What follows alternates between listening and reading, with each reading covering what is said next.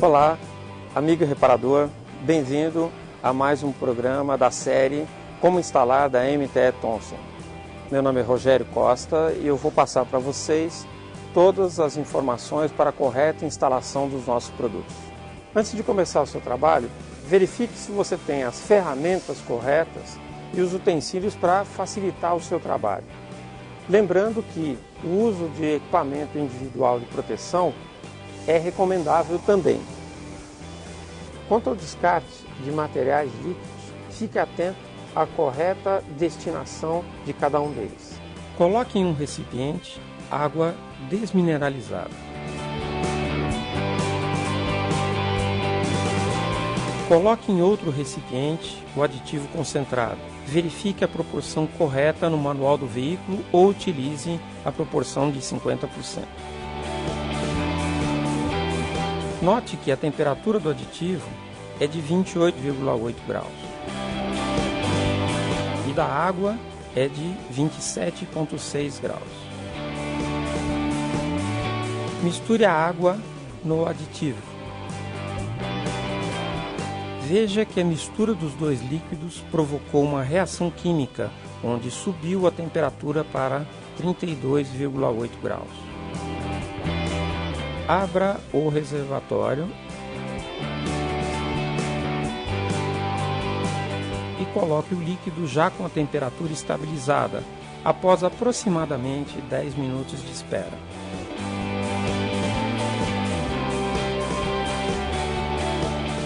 A sangria do sistema. Solte o sensor de temperatura, por exemplo, pois ele está em um ponto mais alto do motor.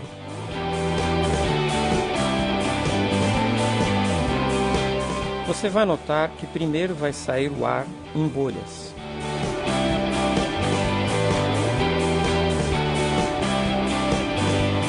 Após o ar sair, sairá um pouco de aditivo antigo, na cor verde neste exemplo. Isso comprova a sangria. Logo que começar a sair o líquido novo, rosa, será o momento de recolocar o sensor.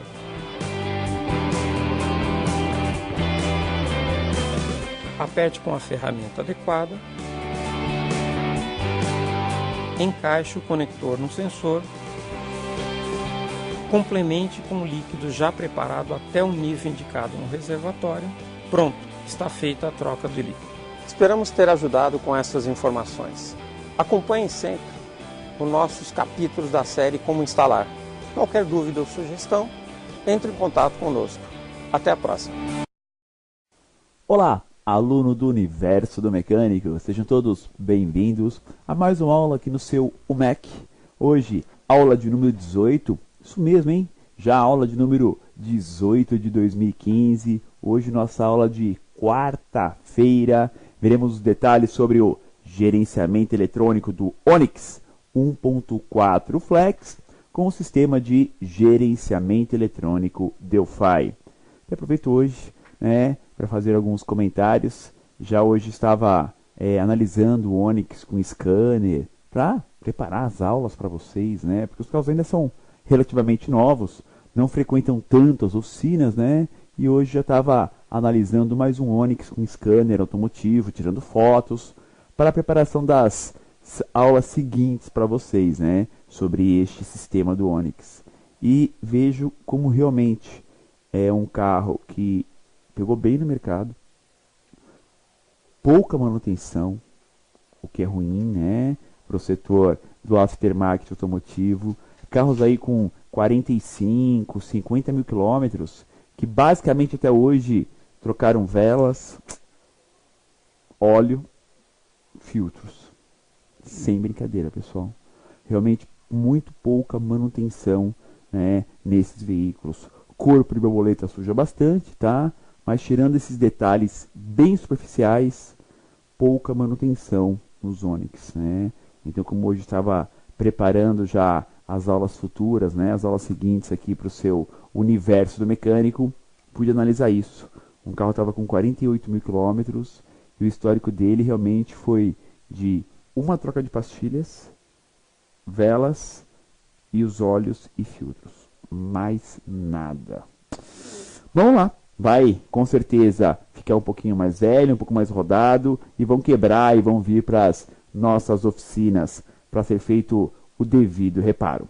Aula de hoje, deixa eu dar um alô aqui ao Alessandro Tomás, Antônio Mendes Dutra, Caio Chagas também nos acompanhando, Cláudio Viana, pessoal da KDS Automotiva, Diomedes de Brasília, Alto Rafim, Magno Bertoldi, Marcelo Barros Fonseca, Marcos Celso Gutierrez, né? Então, o Fred também da Alto Rafim nos acompanhando. Boa noite a todos, sejam bem-vindos a mais uma aula no seu universo do mecânico, seu MEC. Vamos lá ao título da aula de hoje. Gerenciamento eletrônico do Onix 1.4 Flex, sistema Mutec HN14Y. Veremos no nosso nono encontro atuador, parte 2. Então, a segunda aula sobre os comandados da ECU, os componentes que a ECU envia um sinal elétrico, geralmente num comando negativo, até mesmo por uma questão de segurança, né, da própria ECU. É melhor ela comandar o negativo aterramento a comandar com positivo. Porque se eu comando com positivo, qualquer curto eu posso queimar a ECU. Com o negativo, não. É muito mais raro e difícil acontecer uma queima de processador pelo negativo. Tá? Então, até mesmo por segurança, a ECU trabalha com negativo, porque assim ela consegue comandar relés para os principais atuadores. Tá? E aí, se o atuador entrar em curto, quem vai queimar? O relé. Não vai queimar a unidade de controle do motor. Então, até mesmo por essa questão de segurança eletrônica do sistema, a ECU trabalha com o negativo.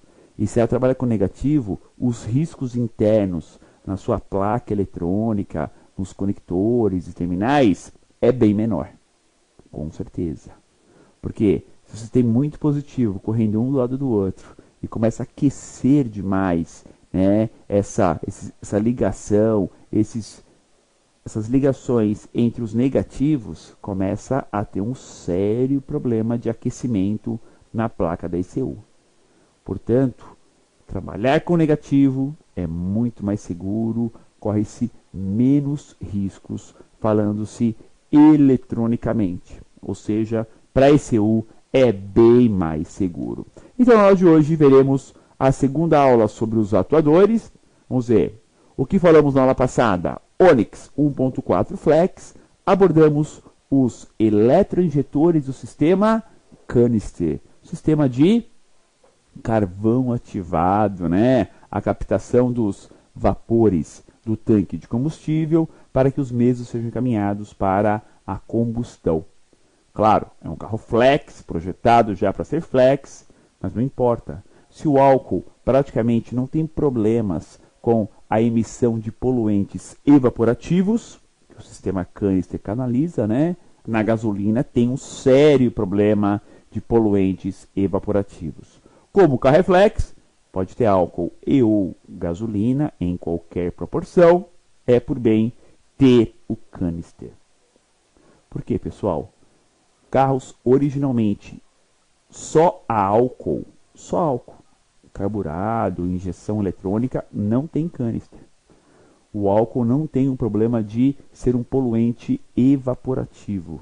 A gasolina tem um sério problema com poluente evaporativo, tá? Então o álcool não tinha, gasolina tinha. Como aqui é flex, pode usar álcool e ou gasolina, tem que ter o canister. E falamos também na aula passada sobre os eletroinjetores, os populares bicos injetores, eles mesmos, os principais atuadores na área de combustível, comandados pela ECU em comando negativo, impulso negativo, o famoso TI, o tempo de injeção, que é controlado em milissegundos pela ECU e comanda individualmente, injetor por injetor, já que o positivo vem direto, né, da alimentação do relé e fusíveis. A ECU comanda tão somente o pulso negativo, ok? Aula de hoje, nossa nona aula sobre o ônix, iremos abordar atuadores, corpo eletrônico, né? O corpo de borboleta eletrônica, o famoso TBI, o corpo de borboleta eletrônico, o comando que esse faz em cima da entrada de ar no motor. Também veremos detalhes sobre o acionamento do eletroventilador, popular ventoinha, né? E também o ar-condicionado. O sistema aqui permite o resfriamento ou aquecimento do sistema interno de circulação de ar do veículo. E que tem tudo a ver também com a injeção eletrônica, né? O gerenciamento eletrônico do motor comanda tanto o eletroventilador como o ar-condicionado, ambos.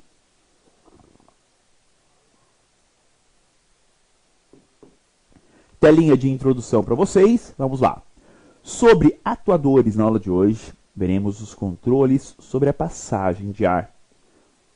Passagem de ar pela borboleta, controle da temperatura, o eletroventilador e do ar-condicionado, sistema de climatização do veículo. Então vamos, claro, ao GM Onix. Boa aula a todos, participem, enviem suas perguntas, né? Participem da aula, enviem as perguntas, só assim poderemos o quê? Cada vez mais tirar as suas dúvidas, melhorar o nosso treinamento. O Onix na telinha de vocês e vamos à nossa diagramação inicial. Vimos já todos os sensores, a ECU Multec H no centro e os atuadores do lado direito. Já iremos abordar ar-condicionado, corpo eletrônico e eletroventilador hoje. Eletroinjetores, ignição, canister, bomba elétrica e partida frio também são atuadores do sistema. São os comandados pela ECU Delphi desse Onix. Detalhes: se não há cabo de acelerador, todo o controle efetuado sobre a borboleta possui controle eletrônico. Como o sistema não tem cabo de acelerador, a ECU que controla 100% a passagem do ar que vai entrar no motor. Logo, esta ligação entre pedal e corpo passa obrigatoriamente pela ECU de gerenciamento do motor. Então, pessoal, se não tem cabo de acelerador, quando é pisado no acelerador, temos o sensor duplo de pedal, já vimos aqui em sensores, esse sinal não comanda a borboleta de jeito nenhum. Senão seria simples, né? Sai o sinal do pedal, já abre a borboleta. Não. Esse sinal tem um carinha no meio do caminho, né? Tem um cérebro eletrônico. O sinal do pedal do acelerador passa pela unidade de controle do motor e esta é que comanda o atuador que veremos agora. Então a ECU gerencia a entrada do ar. Ela controla toda a entrada de ar no motor do veículo. E assim é possível que ter um controle desde marcha lenta. Sim, em marcha lenta é a ECU que controla pelo corpo a rotação, em baixa rotação, em média rotação, em alta rotação. Qualquer ponto que tivermos com o motor funcionando, a ECU está controlando a borboleta, o corpo de borboleta eletrônico. Estou com o veículo ligado em marcha lenta, está paradinho o motor, 900 rotações por minuto. Redondinho, 900. Eu aciono o ar-condicionado. A ECU já corrige a rotação do motor. Assim que pesa o compressor do ar, que dá queda, a ECU já compensa a rotação do motor. É muito rápido e com uma grande precisão, com certeza. Tá? Localização do corpo de borboleta, claro ali, né? Junto ao coletor de admissão do motor, afinal de contas. Se é corpo de borboleta, ele faz o quê? Justamente ele admite o ar, é a entrada do ar. Então basta seguir ali o sensor de massa de ar, a mangueira sanfonada, né, o tubo sanfonado, para chegar até o corpo de borboleta. Então vocês estão vendo ali o filtro de ar, sensor de massa de ar, o corpo está na sequência. Como o corpo eletrônico permite ou não a passagem de ar para dentro do motor, seguindo a intenção do condutor, ele fica antes da entrada de ar no coletor de admissão, controlando toda a aceleração do motor. Então, pessoal, o corpo eletrônico ele controla simplesmente 100% do ar que entra no motor. 100%. Não tem nenhum bypass. Não tem nenhum desvio de ar. Ele controla 100% da entrada de ar do motor. Desde baixa rotação, alta rotação, até uma marcha lenta, até um cut-off, um dash pot, uma desaceleração. Estão lembrados? Cut-off é o quê? É o corte do combustível na desaceleração, quando usa o freio motor, né? Aí você o identifica pelo pedal que não está acelerando e o giro do motor está alto, típico de freio motor. Ela fecha a borboleta, deixa uma pequena passagem de ar e corta o tempo de injeção. E o dash pot? O que é o dash pot? É o retardamento do fechamento da borboleta. Quando você acelera o motor, o giro sobe. Quando ele vai caindo na marcha lenta, antes de chegar na marcha lenta, se mantém um pouquinho aberta a borboleta para entrar ar e depois fecha para cair na marcha lenta. Tá? É o sistema que você acelera o motor, ele fica um pouquinho aí em torno de 1000 rotações e depois cai para 900 aproximadamente. Esse é o dash pot. Ele retarda o fechamento da borboleta. Todas essas ações são possíveis graças ao corpo de borboleta eletrônico. Então aí o nosso veículo, o Onix, e já de cara ele, o corpo TBI, o corpo de borboleta eletrônico, sem cabo de acelerador, uma borboleta ali, ó, fica levemente aberta quando não está energizada. Observem, ó, essa posição que a borboleta está, ó, levemente aberta, é o que nós chamamos de posição de recovery, de emergência. Ou seja, se tiver algum problema eletrônico que o corpo não é mais controlado, ele fica nessa posição. Observe que a borboleta está levemente aberta em relação ao corpo, ó. Dá para ver uma sombra ao redor, né? Ou seja, nessa situação, o motor fica em torno de 1.200 rotações. Dá para tentar manobrar o carro, dá para movimentar o carro. Não dá para andar acelerando, perdeu o acelerador, mas é possível sim. Então esse é o corpo de borboleta do Onix 1.4 8 válvulas flex. Detalhes do corpo.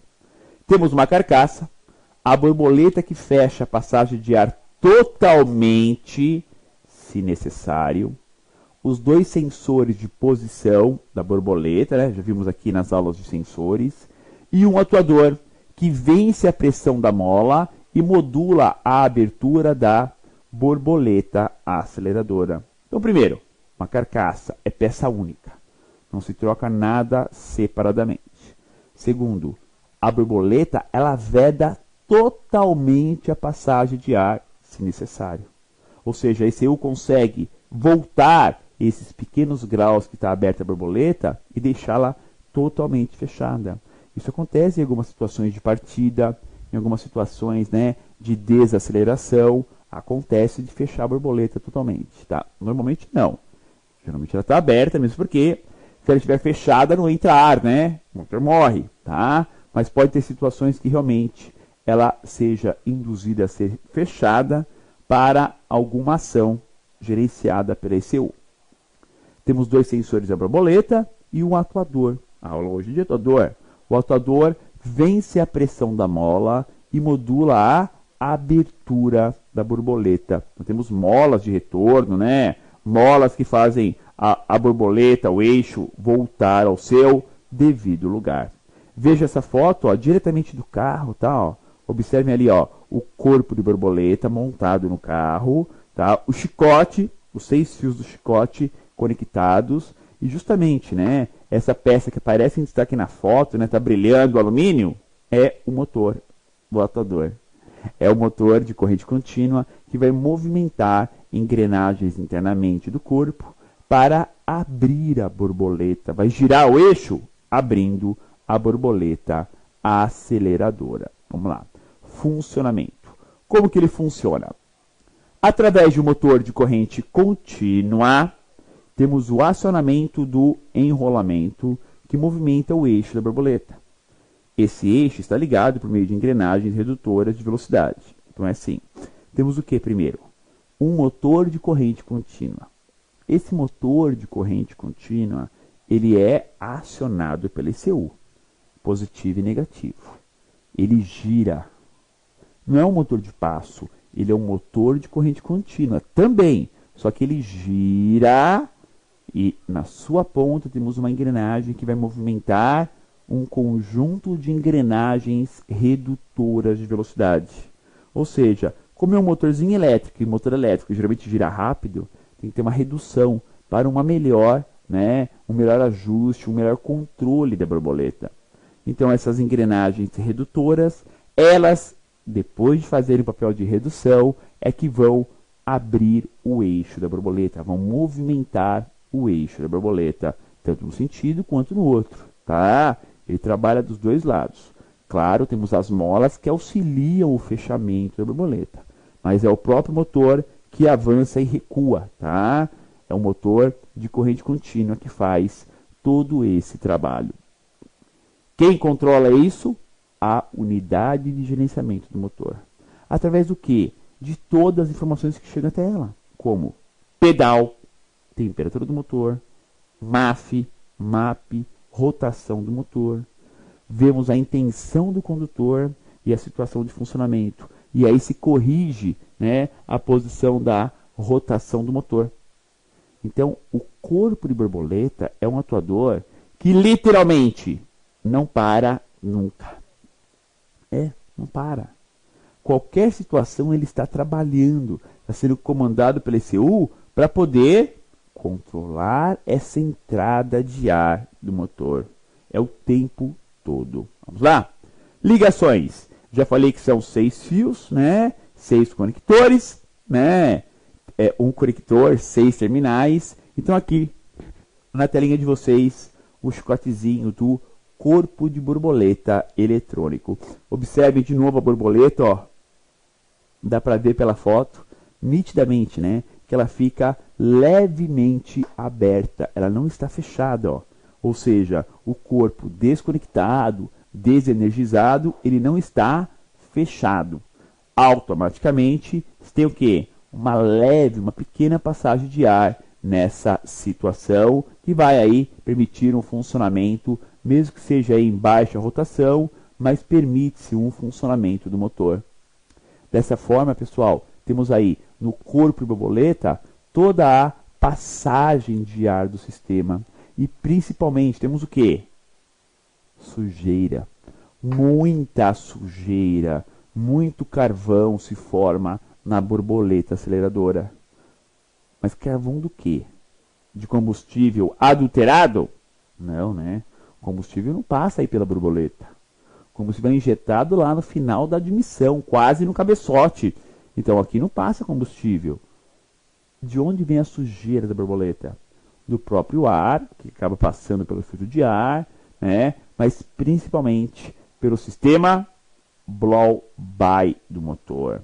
A recirculação dos gases do cárter. O famoso respiro do motor?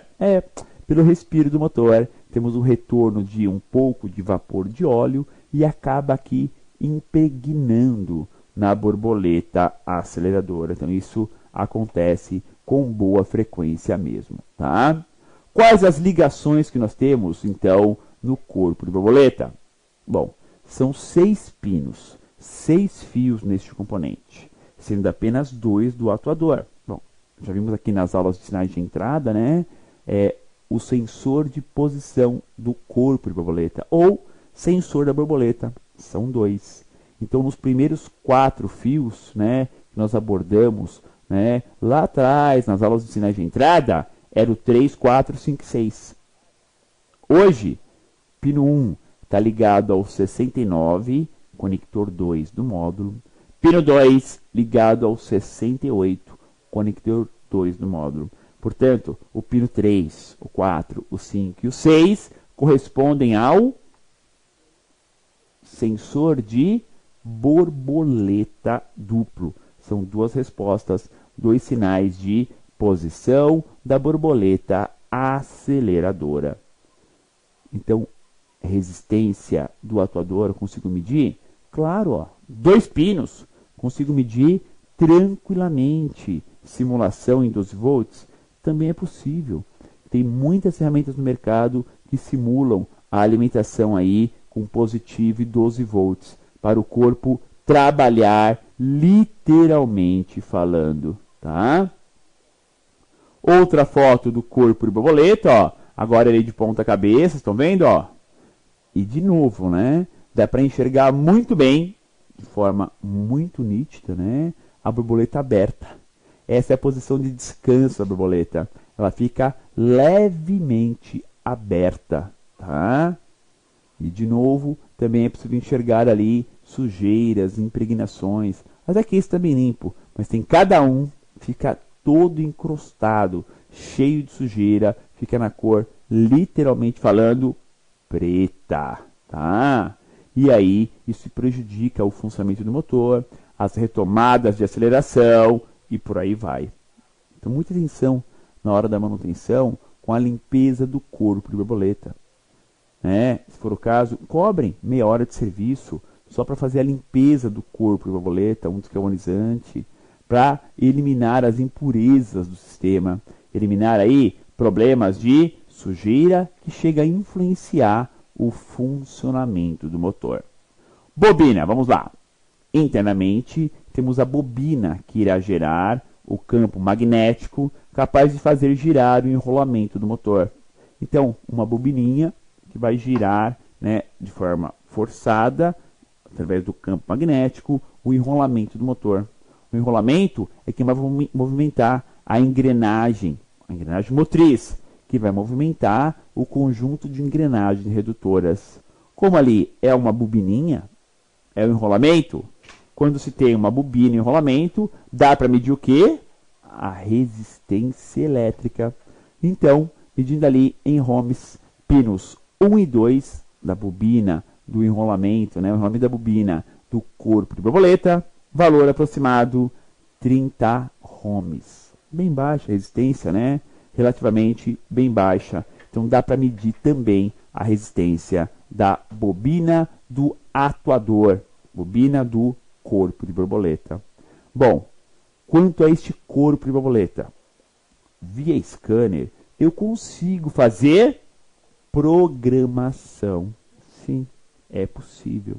Veremos nas aulas, né, sobre scanner mais adiante, né, aqui no seu universo do mecânico, na tela, o scanner que faz a programação, o aprendizado do corpo. Como que ele faz o aprendizado do corpo? Via scanner. Ligo o scanner, entro lá em ajustes, né, vamos fazer a adaptação ou aprendizado do corpo de borboleta. O sistema vai acionar pela ECU a borboleta totalmente fechar, para ele identificar as possíveis posições. Então, através do scanner automotivo, equipamento diagnóstico, eu consigo analisar e comandar alguns atuadores, e entre eles, claro, o corpo de borboleta eletrônico. Tá? Então, eu consigo testar e adaptar a borboleta ao sistema. Belezinha? Na tela, o painel de instrumentos, né? Com a luz de anomalia da injeção ali embaixo, acesa. E vamos, claro, a mais uma dica para vocês. Bela dica. A limpeza do corpo de borboleta melhora muito a entrada de ar no motor. Assim, durante as revisões preventivas, podemos fazer aplicação de descarbonizante na região do corpo, para remoção das impurezas acumuladas. E muitas vezes você consegue até fazer essa limpeza no local. Consegue, tá? Com o motor ligado, você consegue acelerar o motor levemente e aplicar o descarbonizante e fazer a remoção dessas crostas do próprio óleo do motor. Porque quem suja a borboleta é o sistema, né, respiro do motor, é o controle, né, do blow-by, os gases do cárter do motor. É ele que suja a borboleta, a recirculação dos gases do cárter. Então, com o descarbonizante spray, eu consigo fazer a remoção e tornar o funcionamento do motor muito melhor. Ok?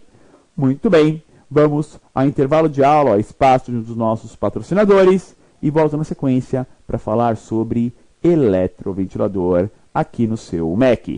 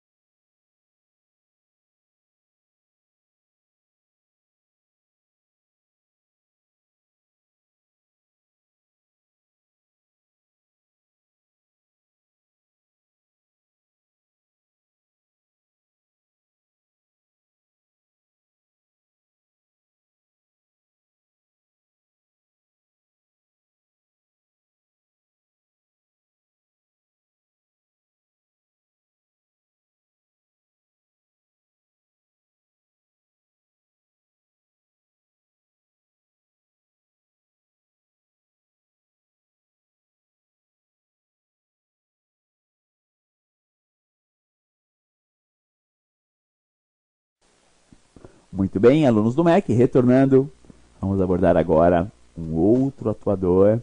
Vamos falar de temperatura? Claro, né? O atuador, conhecido como eletroventilador. Isso mesmo, né? Então vamos tirar as dúvidas de vocês sobre o eletroventilador, popular ventoinha, né? O trocador de calor forçado do radiador que nós temos.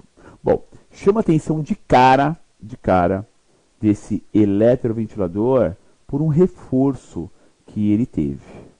Sim, porque as gerações anteriores, né, ao Onix, tá, com o mesmo motor 1.4 flex, né, só que uma geração um pouco mais antiga, né, usada aí na Montana, no Agile.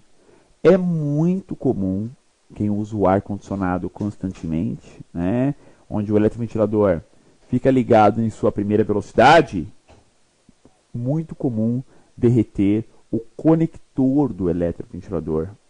Comum demais. Acontece com grande frequência, pessoal. Aquece ali o encaixe, o conector do chicote no eletroventilador e ou deteriora, né, danifica o conector ou danifica o pino, tá, do eletroventilador, ou os dois. Montana, Agile, Onix não cheguei a pegar nenhum caso. Talvez até por isso estou eu realmente pensando que houve melhora nesse trabalho desse conector efetuado pela montadora, tá? Então derrete o terminal e aí para o eletroventilador e o carro superaquece, tá? E tem que analisar muito bem. Se você troca o eletroventilador, já vem parte do chicote macho encaixado. Faz parte do eletroventilador. E o conector no chicote do carro é o lado fêmea do conector. Eu posso trocar tanto a ponta do terminal do chicote do carro, como o eletroventilador completo, tá? Temos aí as duas opções, tá? Só chama atenção pelo seguinte, na hora de trocar um dos dois, veja se o outro não está danificado. Às vezes você troca só o chicote, a pontinha do chicote, tá? E lá o conector do eletroventilador já está preto, já está derretido. Portanto, muita atenção com isso, tá? Prestem bastante atenção, porque realmente aí podemos ter um outro problema. Você vai descobrir um, tenta solucionar e depois estoura o outro, tá? Bom, vamos falar então do eletroventilador. É característica na linha GM, né, nessa motorização, né? O eletroventilador tira o ar, tira a temperatura do radiador e joga isso aonde? Praticamente em cima do catalisador, né? É algo de projeto a ser pensado, né, no futuro, né? Parem para pensar, como que pode o eletroventilador, que tira a temperatura do radiador, ele joga o ar quente num local que está mais quente ainda, né? O catalisador, lógico, está bem mais quente do que o radiador. E não é interessante esfriar o catalisador, né? Não é interessante, tá? Então é algo assim para se pensar a nível de engenharia da montadora, né? Onde você tem aí o ventilador bem em cima, praticamente, do escapamento, do conversor catalítico, tá? Então isso realmente é algo de projeto do carro, não dá para mexer, mas tem que puxar a orelha da engenharia, né? É algo que, se for tecnicamente avaliar, está errado, né? Está errado, tá? Mas vamos lá, vamos consertar o carro. Não dá para resolver esses problemas de erro de projeto. Eletroventilador. Trata-se de um motor elétrico ligado a uma hélice que irá, através de seu movimento, puxar o ar do radiador, provocando seu resfriamento quando nós temos um baixo fluxo de ventilação ou movimentação de ar. Então, claro, o eletroventilador entra em funcionamento principalmente com o veículo parado, quando chega em casa, na garagem, ou mesmo no congestionamento. Está parado? Entra o eletroventilador. Por quê? Quando você está com o veículo em movimento, todo o ar frontal, que passa ali pela grade, pelo para-choque, está fazendo o papel dele, de trocar calor entre o radiador e o ar. Então, quando o carro está parado, esse fluxo de ar não é suficiente, o eletroventilador vai puxar esse ar a favor do radiador. Automaticamente, esse ar puxado vai tirar calor do radiador, vai baixar a temperatura do radiador e automaticamente teremos o quê? Um funcionamento do radiador seguindo seus padrões de controle de temperatura. Bom, o eletroventilador também não pode entrar em qualquer momento. Ele entra no momento certo, de acordo com a temperatura do motor. Logo, o sensor de temperatura do motor, o famoso plug eletrônico ou sensor da água, é um elemento fundamental. É através do sinal do sensor de temperatura do arrefecimento que esse controla, né, o funcionamento do eletroventilador. O motor está quente demais, o eletroventilador entra em ação. Ligou o ar-condicionado, a ECU recebe o comando, entra em ação e por aí vai. Então, sempre com a base de sinais de entrada, a ECU comanda e controla o eletroventilador, tá? Olha aqui uma outra foto dele. Pessoal, não vende só o motor, tá? Essa linha GM é vendido assim a peça, ó. O motor, a hélice e toda a capa do eletroventilador. Toda a carcaça que vai presa já no suporte junto do radiador do carro. E o chicote já vem montadinho, ó.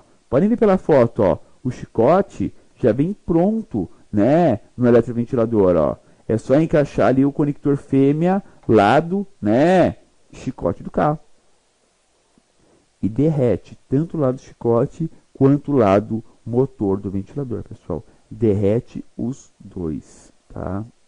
Muita atenção. Então este é o eletroventilador, esse atuador de controle da temperatura do motor. Acionamento. Como que é acionado o eletroventilador?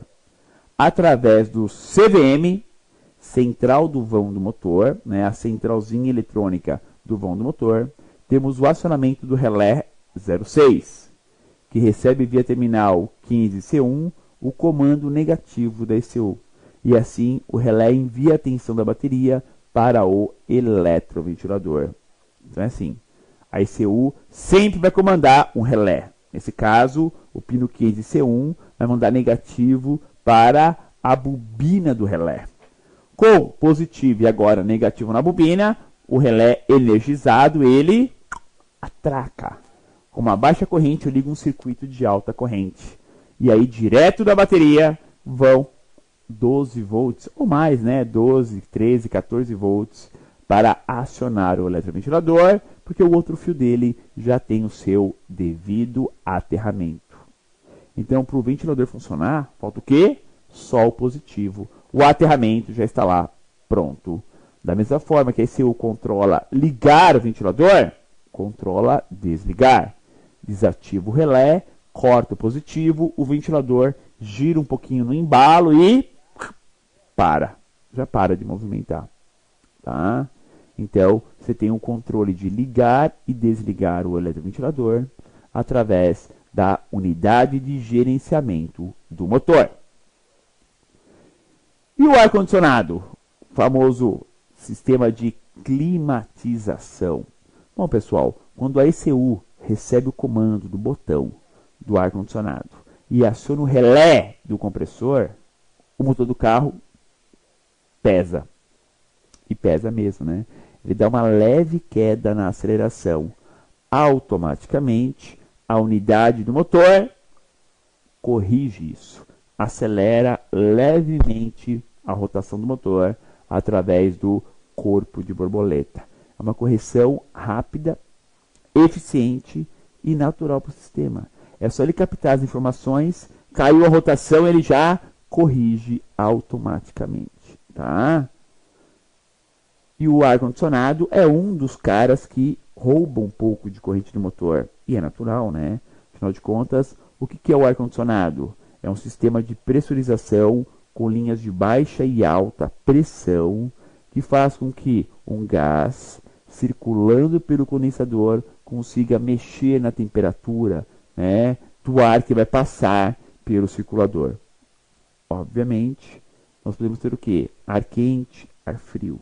O importante é entender que a ECU de gerenciamento do motor que controla o acionamento ou não desse cara, do compressor, do ar-condicionado.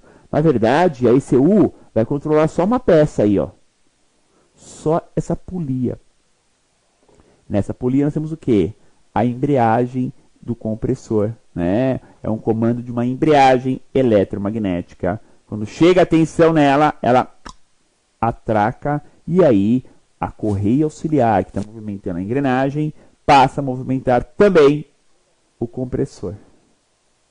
Quando corta o ar-condicionado para a limitação da embreagem da polia do compressor, automaticamente o miolo do compressor para de girar e só gira a polia externa. Fica ali girando boba, né? Sem movimentar nada praticamente. Vamos lá.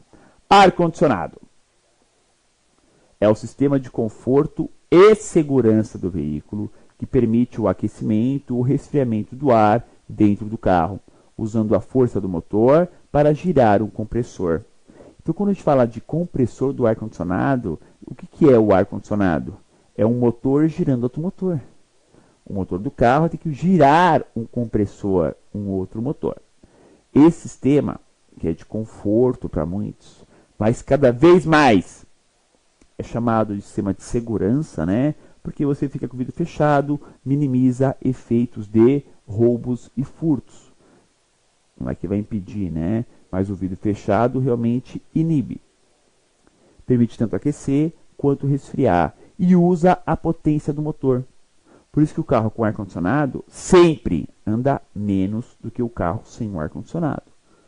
Claro, a diferença hoje é pequena, na casa de 5%. mas é perceptível ainda. Um motor desse, do Onix 1.4, não é um motor muito potente. Então 5% já dá uma boa queda de rendimento, tá? Claro, é uma relação custo-benefício, né? Quanto mais ligar o ar-condicionado, mais potência vai rolar do motor, mais terei que acelerar o carro para atingir a mesma velocidade, tá? Ligações. A primeira ligação no ar-condicionado é o quê? É o botãozinho ali do ar, né? Ali temos o controle de temperatura, no centro o de ventilação, da direita de direção do ar, e temos dois botões, um do compressor e um da circulação. O que significa o botãozinho amarelinho ali em cima do botão de velocidade? É o ligar ou desligar o compressor do ar-condicionado. Então, através desse botão, vai o comando, né, para a ECU. A ECU, com base no que nós falamos até agora, né, ela vai mandar positivo para a embreagem do compressor? Não. Vai mandar pulso negativo, comando negativo para o relé, e o relé vai enviar a tensão da bateria para o compressor do ar-condicionado. É puramente uma ligação via, melhor dizendo, unidade de gerenciamento do motor. Apertou o botão, vai para a ECU controla o relé manda a tensão da bateria para a polia, a embreagem do compressor. Ligações. Então a ECU recebe, né, o comando do botão do painel de instrumentos. E assim comanda via pino 44, conector 1, a bobina do relé 8. E este envia a tensão da bateria para acoplar a embreagem do compressor do ar-condicionado. Então, vai positivo e a embreagem atraca. Obviamente, a polia girando, gira o compressor. Cortou o relé, desatraca. Automaticamente, a polia gira em falso e o compressor fica paradinho. Então, temos nesse funcionamento bem básico, né, do acionamento do compressor do ar-condicionado. Claro, a ECU ela gerencia. Então, de acordo com o tipo de rotação do motor, de acordo com algumas falhas, se corta o ar-condicionado. Não vai funcionar. Mas, no geral, acionou o botão, ele já entra em funcionamento, tá? Por falar em funcionamento, ó, observem aí, ó, o compressor do ar-condicionado e na tela da esquerda, fotinho da esquerda, um condensador, né? O trocador de calor, tá? Onde vai obrigar aí a passagem do ar e executar a troca de calor entre, né, a passagem do ar e o alumínio, as aletas.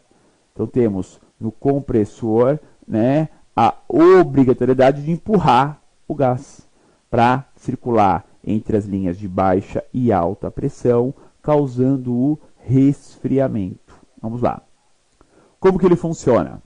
Além do acionamento do compressor, a ECU tem ainda, né, informações de pressão do sistema. Então a ECU ainda recebe os sinais do sensor de pressão do sistema pelos pinos 44C1, 41C1 e 33C1, através dos 3 pinos do pressostato de pressão do ar-condicionado. Então o pressostato o que é? É um sensor de pressão. Fica instalado na linha do compressor do ar-condicionado e ele capta, ele mede a pressão do sistema.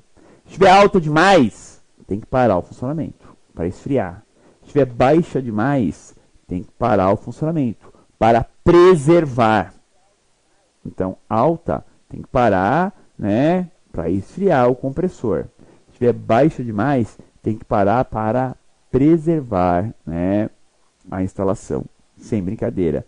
Senão teremos problemas realmente de funcionamento do ar-condicionado. Claro, é um sistema mais moderno que utiliza o gás 134A para o resfriamento do sistema. Aqui ela, a unidade de gerenciamento eletrônico do motor e seus 2 conectores. Vamos a mais uma dica. O acionamento do eletroventilador é efetuado totalmente pela ECU, tanto em baixa como em alta velocidade. Assim, quando houver falhas no sinal de entrada de temperatura do motor, o eletroventilador já é acionado de cara, em emergência, em recovery.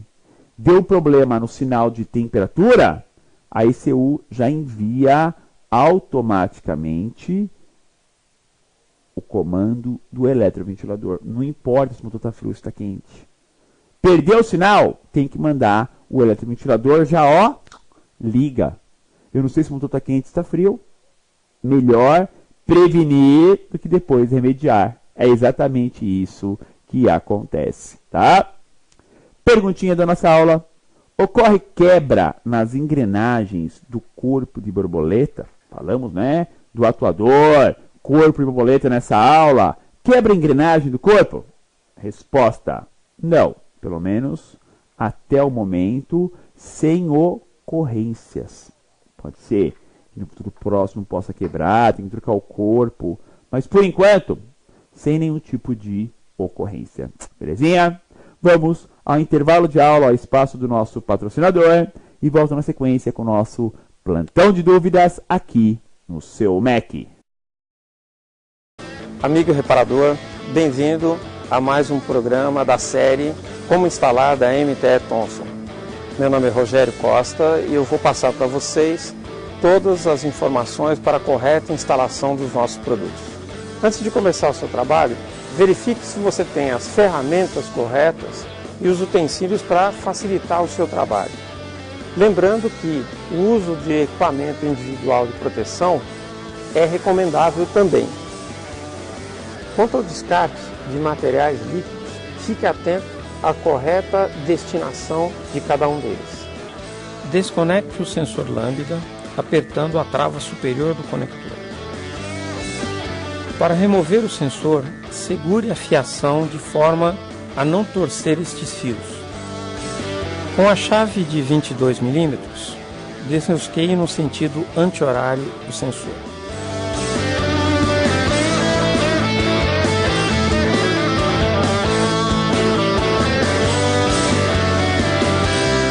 Examine as condições da rosca interna, onde será instalado o novo sensor. Veja se existe a graxa especial somente na rosca do sensor. Instale o sensor tomando cuidado com a fiação para não ficar torcida.